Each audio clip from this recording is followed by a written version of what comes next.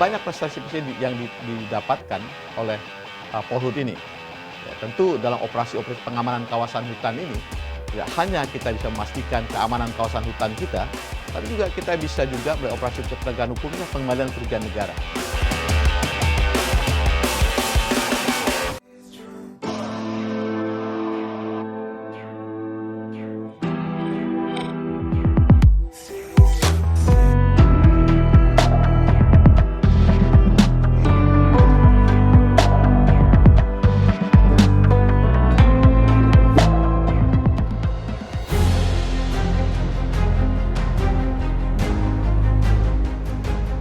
Indonesia memiliki kawasan hutan seluas 126 juta hektar, dan hal ini menjadikannya sebagai salah satu negara dengan hutan tropis terluas di dunia. Di dalam kawasan hutan yang luas tentunya terdapat keanekaragaman hayati yang berlimpah, dan tentu saja sepenuhnya harus digunakan untuk kemakmuran rakyat. Sehingga perlu dijaga serta dilindungi dari berbagai ancaman yang merusak kawasan hutan. Pemerintah melalui Kementerian Lingkungan Hidup dan Kehutanan mengoptimalkan peran polisi hutan sebagai garda terdepan dalam menjaga rimba raya Indonesia, guna mencegah tindak kejahatan maupun tindakan ilegal terhadap lingkungan dari orang-orang yang tidak bertanggung jawab. Tugas pokok dan fungsi Polhut adalah melaksanakan perlindungan dan pengamanan hutan, juga hasil hutan, juga tumbuhan dan satwa liar yang dilaksanakan dalam 3 bentuk, yaitu meliputi preemptif, preventif, represif. 3 bentuk tindakan ini menjadi acuan dalam menghalau segala ancaman bagi keselamatan hutan di seluruh Nusantara. Dari berbagai macam ancaman tersebut antara lain illegal logging. Ini masih merupakan ancaman bagi kawasan hutan kita. Kemudian juga perburuan dan perdagangan tumbuhan dan satwa yang dilindungi. Di samping itu juga kawasan hutan kita juga mendapatkan ancaman dari perambahan. Ya. Baik itu terkait dengan perkebunan maupun pertambangan ilegal serta berbagai macam kegiatan lainnya yang mengancam kawasan-kawasan hutan kita juga. Untuk menjadi polisi hutan, para anggota terpilih harus melalui pendidikan dan pelatihan yang diselenggarakan oleh Pusat Pendidikan dan Pelatihan Sumber Daya Manusia, Kementerian Lingkungan Hidup dan Kehutanan. Bekerja sama dengan Kepolisian Negara Republik Indonesia, yaitu melalui Sekolah Pembentukan Perwira, Setupa. Nah, kemudian kita melaksanakan pendidikan selama 45 hari, 400 jam pelajaran dibagi dalam 3 tahap. Yang pertama tahap pengantar, kemudian pendalaman materi, dan pembulatan. Adapun dalam pelaksanaan pendidikan ini, standar kompetensi lulusan yang kita berikan kepada para siswa ini, yang pertama sikap dan tata nilai. Bagaimana membangun seorang postur Polhut yang tentunya bertakwa kepada Tuhan Yang Maha Esa. Kemudian menjunjung tinggi nilai-nilai dan norma yang dibangun oleh Polhut itu sendiri. Pada tahun 2023 ini, Kementerian Lingkungan Hidup dan Kehutanan memberikan pendidikan dan pelatihan pembentukan polisi hutan kepada hampir 500 calon orang Polhut. Angka ini merupakan yang terbanyak dari tahun 1995.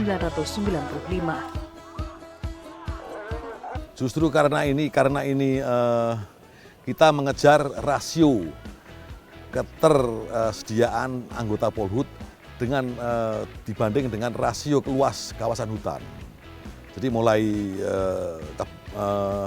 sekarang ini kita mencoba mengejar jumlah rasio dari jumlah kawasan hutan dengan rasio jumlah Polhut. Anda ketahui bahwa rasio yang paling ideal adalah menurut kajian adalah 1 Polhut paling tidak 5.000 hektar. Kurikulum yang dipelajari dalam masa pendidikan diharapkan dapat membentuk sikap kerja seorang Polhut yang disiplin, teliti, berani, dengan kompetensi dan pengetahuan akan lingkungan yang mumpuni. Sehingga harapan kami adalah melalui diklat pembentukan Polhut ini terbentuklah seorang polisi kehutanan yang kompeten untuk menjalankan tugasnya sebagai seorang polisi kehutanan. Yang kemudian juga memiliki integritas tinggi karena kita tahu bahwa kegiatan atau pelaksanaan tugas yang mereka lakukan terkait dengan penegakan hukum di mana banyak pihak tentu saja akan mungkin ya akan berusaha untuk hukum itu tidak ditegakkan sesuai dengan kepentingannya, maka tentu saja integritas seorang polisi kehutanan juga harus dibentuk melalui pelatihan ini. Jiwa korsa yang tidak kalah penting juga. Untuk mempertebal keamanan, Direktorat Jenderal Penegakan Hukum Lingkungan Hidup dan Kehutanan juga membentuk pasukan khusus yang berasal dari kumpulan polisi hutan unggulan dan berprestasi, bernama Satuan Polhut Reaksi Cepat atau SPORS. SPORS sebagai satuan khusus ditingkatkan kompetensinya dalam strategi operasi penangkapan, kemampuan intelijen, keahlian menembak, dan kemampuan menggunakan berbagai macam teknologi keamanan melalui pelatihan intens. Mereka punya kemampuan operasi, termasuk juga kemampuan dalam hal untuk bela diri. Kemudian juga mereka mempunyai kemampuan untuk melakukan dukungan operasi melalui udara, ya tentu mereka bisa rifling, ada helikopter dan sebagainya. Kemudian juga mereka juga punya kemampuan untuk melakukan penembakan tepat sasaran. Ya, ininya termasuk juga mereka punya kemampuan intelijen berkaitan dengan penggunaan berbagai macam teknologi. Saat ini SPORS memiliki 16 brigade di seluruh Indonesia. Mulai dari brigade yang ada di Sumatera Utara hingga brigade yang ada di Papua. Setiap brigade diwakili dengan nama hewan endemik di masing-masing wilayah. Ke-16 brigade pun dapat dimobilisasi untuk melakukan operasi penindakan ke wilayah manapun, karena masing-masing SPORS memiliki keahlian khusus yang dikuasai. SPORS memiliki sarana dan prasarana lebih lengkap dari polisi hutan pada umumnya untuk menunjang kinerja di lapangan dan dituntut lebih cepat dan tepat dalam menangkap pelaku kejahatan lingkungan dan kehutanan. SPORS dan polisi hutan saling bersinergi dengan baik dalam menjalankan tugasnya.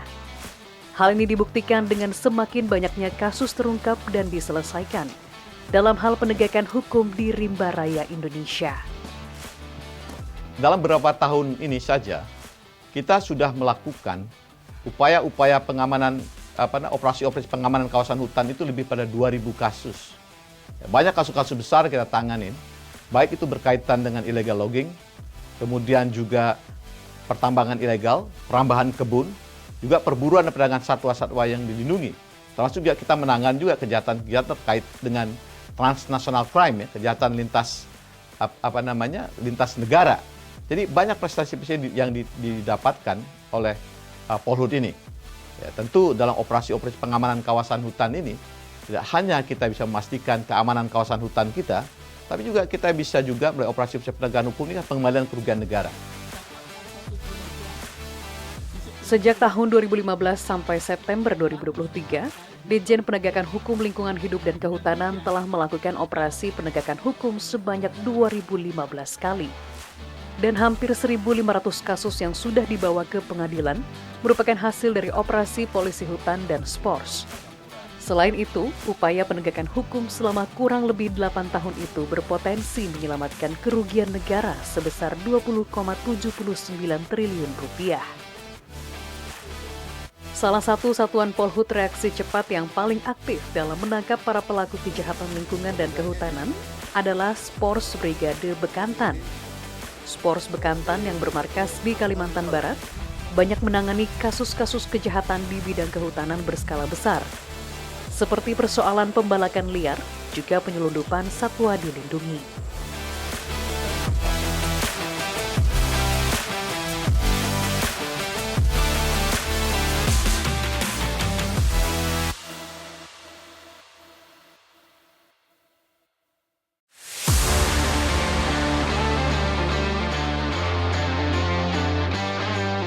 Provinsi Kalimantan Barat memiliki kawasan hutan seluas 8,34 juta hektar atau mencapai 57,14% dari total luas wilayah provinsi, yaitu 14,68 juta hektar. Dengan luasnya yang melebihi setengah wilayah provinsi, hutan Kalbar menyimpan ratusan jenis flora dan fauna yang berpotensi untuk dijadikan target pelaku kejahatan. Adapun pelanggaran hukum yang kerap terjadi di hutan Kalimantan antara lain illegal logging atau pembalakan liar, pemburuan tanaman dan satwa liar yang dilindungi undang-undang, perambahan hutan ilegal, serta pembakaran hutan. Hal ini membuat Satuan Polisi Hutan Reaksi Cepat Spors Bekantan wilayah Kalimantan Barat menjadi satuan paling aktif dalam menyelesaikan masalah kejahatan lingkungan. Tantangan di wilayah hutan Kalimantan Barat ini semakin meningkat dalam arti modus-modus dari pelaku semakin beragam ya.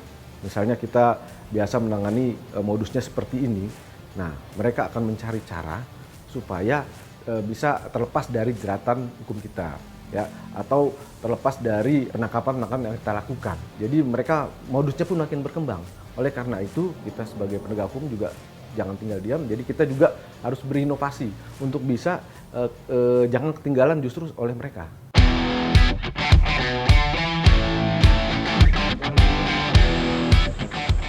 Guna menghadapi semakin beragamnya modus operandi dari para pelaku kejahatan lingkungan dan menghentikan maraknya industri kayu ilegal di Kalbar, Spors Bekantan bersama polisi hutan dan pihak terkait lainnya secara intensif menemukan, mengejar, dan menangkap pelaku kejahatan.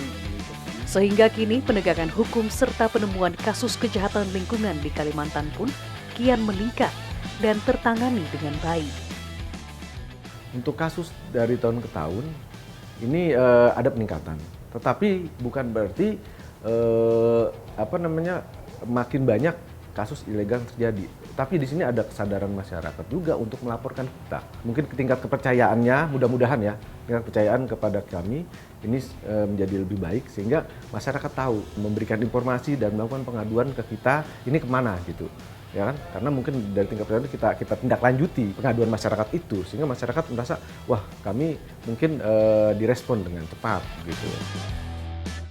Dalam menindak pelaku kejahatan, Spors Brigade Bekantan mengandalkan laporan masyarakat dan juga hasil patroli reguler dari polisi hutan. Spors juga memiliki tim analisa khusus yang bekerja memastikan data-data keberadaan pelaku termasuk alat bukti. Setelah data terkumpul, pasukan Bekantan yang telah dilengkapi senjata modern segera bergerak dan siap beraksi.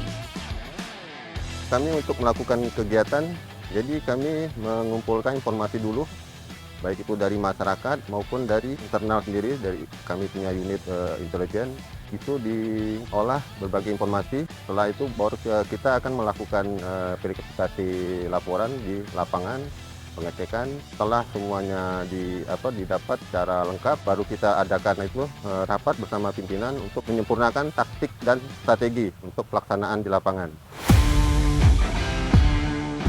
Dalam melakukan pemberantasan kejahatan lingkungan dan kehutanan, Spors tidak terlepas dari adanya berbagai kendala.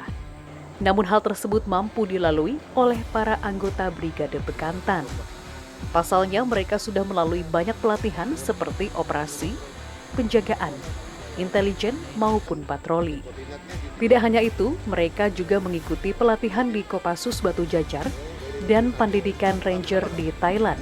Untuk perlindungan diri, mereka juga berlatih bela diri tarung derajat. Yang kendala-kendala kita di lapangan yang sangat sulit kita hadapi ya, mengingat kita lokasi kita di hutan Kalimantan yang notabene masih rimba dan masih banyak yang masih hutan perawan. Jadi medan-medan masih banyak medan yang sulit ditembus. Seperti lokasi-lokasi yang perbukitan, riam-riam masih banyak kita temui, sangat lumayan berat bagi kita. Terus juga terkadang dari masyarakat juga ada juga masyarakat yang istilahnya masih belum memahami apa yang menjadi tugas pokok dan tujuan kita dalam rangka menjaga kelestarian hutan dan lingkungan.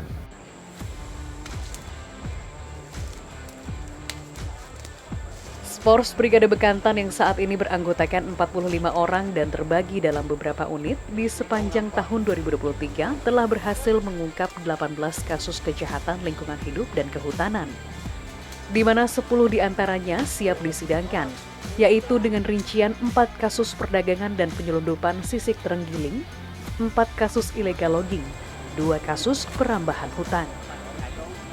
Sementara itu ada 5 kasus penyelundupan dan perdagangan satwa lainnya, yang mana 3 diantaranya sudah P21 dan hewan dilindungi yang diselundupkan yakni enggang, kakak tua, serta bekantan.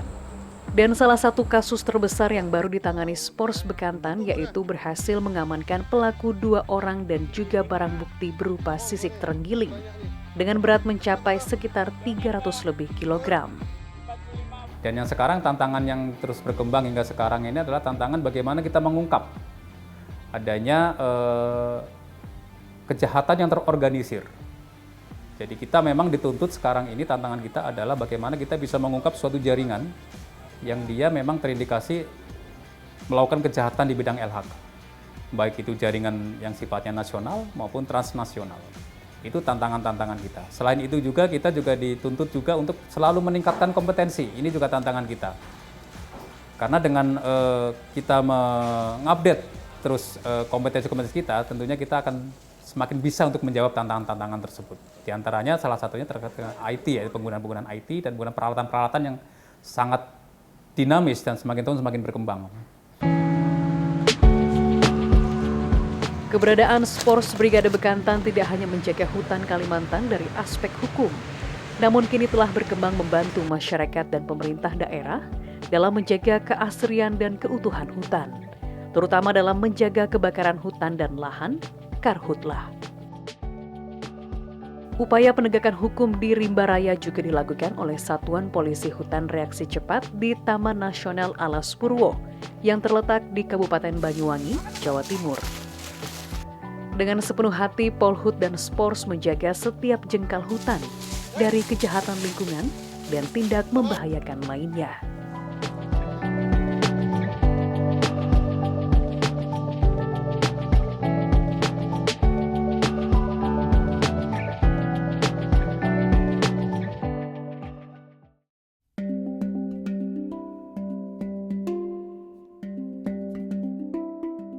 Di Pulau Jawa, Taman Nasional Alas Purwo merupakan salah satu kawasan hutan yang menjadi fokus pengamanan dari aksi kejahatan oleh polisi hutan juga Satuan Polisi Hutan Reaksi Cepat, Spors. Hutan seluas 44.037 hektar yang terletak di ujung timur Pulau Jawa ini, tepatnya di Kabupaten Banyuwangi, Jawa Timur, merupakan rumah bagi 45 jenis mamalia, 326 jenis burung, dan 700 lebih jenis tumbuh-tumbuhan. Terdapat beberapa satwa dilindungi yang hidup di Taman Nasional Alas Purwo, yakni banteng, rusa, macan tutul, dan merak. Selain itu juga terdapat tumbuhan bernilai ekonomi tinggi seperti sono keling dan jati. Dalam upaya penjagaan dan pengawasan, kawasan yang dikenal sebagai hutan tertua di Pulau Jawa tersebut, Kementerian Lingkungan Hidup dan Kehutanan menyerahkan tugas tersebut kepada seluruh satuan polisi kehutanan.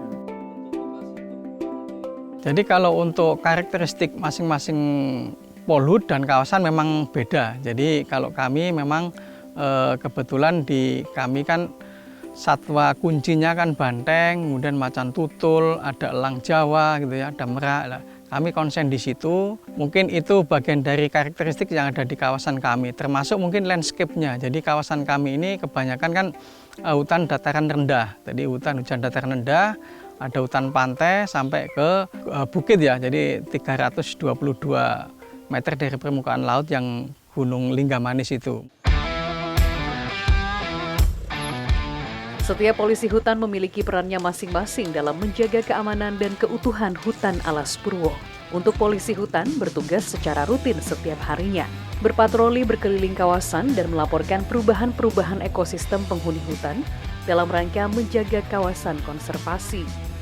Saat melakukan patroli, Polhut biasanya menggunakan kendaraan bermotor, juga berjalan kaki menyusuri belantara hutan. Tindakan ilegal yang kerap ditemukan yaitu adanya jerat yang dipasang oleh oknum masyarakat untuk menangkap satwa dilindungi. Pelanggaran yang ditemukan tersebut selanjutnya oleh Polhut dibuat laporan dan mengamankan barang bukti. Setelah itu dilakukan proses hukum berikutnya, yang apabila skala barang buktinya besar, diserahkan langkah selanjutnya kepada Spors Brigade Banteng. Jadi di TNI Alas Purwo saat ini ada kurang lebih 17 polisi kehutanan, mulai dari tingkat terampil sampai ke ahli. Jadi kami aktivitas sehari-hari ada kegiatan penjagaan di pos, kemudian ada aktivitas anjang sana ke masyarakat di kawasan hutan, di tepian hutan, bagian dari untuk sosialisasi dan penyuluhan. Kemudian ada juga kami kegiatan patroli rutin untuk mencegah kegiatan-kegiatan ilegal dari masyarakat, di antaranya kegiatan-kegiatan yang di dalam kawasan. Izin Komandan melaporkan, tim patroli menjumpai sekelompok orang sedang memasang jerat di Pulau Gunting, pelaku sekitar 4 orang. Demikian laporan, terima kasih. Baik, 86, tim patroli tetap memantau ya.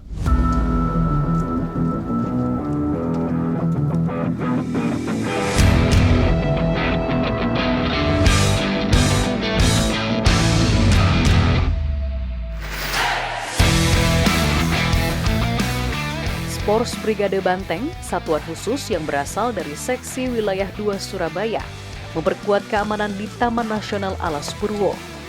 Dengan bergerak secara cepat dan tepat saat terjadi tindakan ilegal yang membahayakan hutan.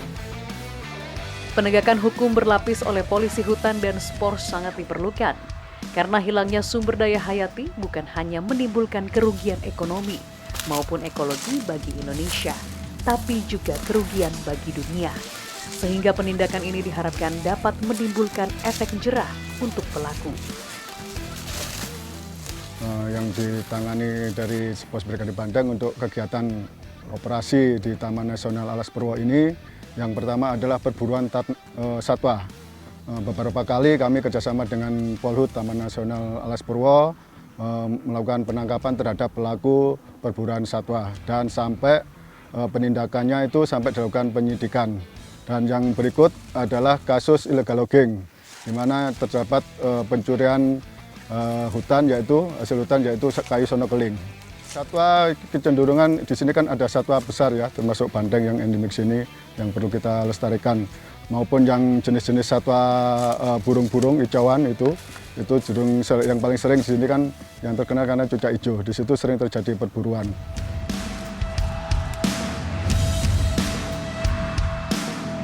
Dalam menjaga hutan yang begitu luas, Pors Brigade Banteng juga memerlukan partisipasi masyarakat. Oleh karena itu, masyarakat Mitra Polhut, MMP ikut hadir menjaga hutan tertua di Pulau Jawa tersebut. Dengan jumlah sebanyak 37 orang, MMP merupakan kelompok masyarakat sekitar hutan yang membantu dalam pelaksanaan perlindungan hutan di bawah koordinasi, pembinaan, dan pengawasan polisi hutan KLHK.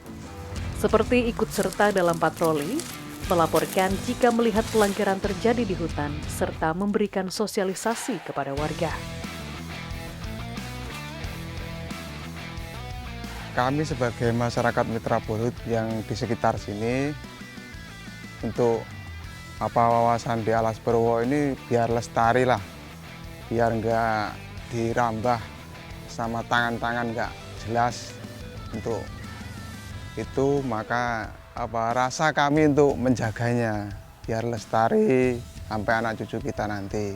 Yang pertama itu kejahatan illegal logging atau pencurian pohon. Di situ saya sebagai masyarakat Mitra Polhut wajib melaporkan itu kepada polisi hutan. Selain itu contohnya ada pelanggaran seperti pemasangan jerat satwa, pencurian burung.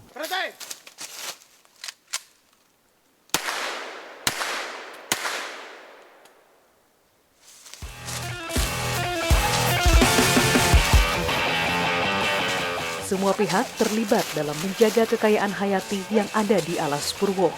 Baik KLHK dan pemerintah daerah berkomitmen dengan serius dalam menegakkan hukum, khususnya terkait perlindungan satwa yang ada di hutan tertua tersebut, dari jeratan para pelaku kejahatan, agar ekologi tidak rusak dan keberadaannya tidak punah. Kami Pos Brigade Banteng komitmen melakukan tindakan penegakan hukum sesuai undang-undang yang diamanatkan kepada kami. Sebagai contoh terakhir yang di Taman Nasional Alas Purwo tersebut adalah tidak saja kita melakukan penegakan hukum tentang Undang-Undang Kehutanan, tetapi juga kerugian juga dijerat ke Undang-Undang TPPU.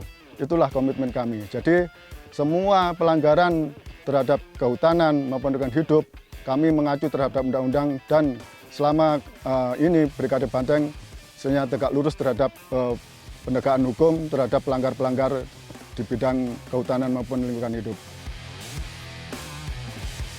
Spors dan Polhut merupakan garda terdepan dalam perlindungan dan pengamanan seluruh hutan di wilayah Indonesia.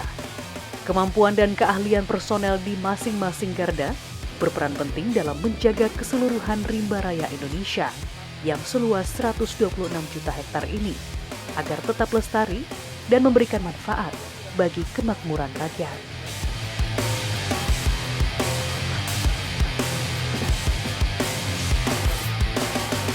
Siapa kita? Siapa kita?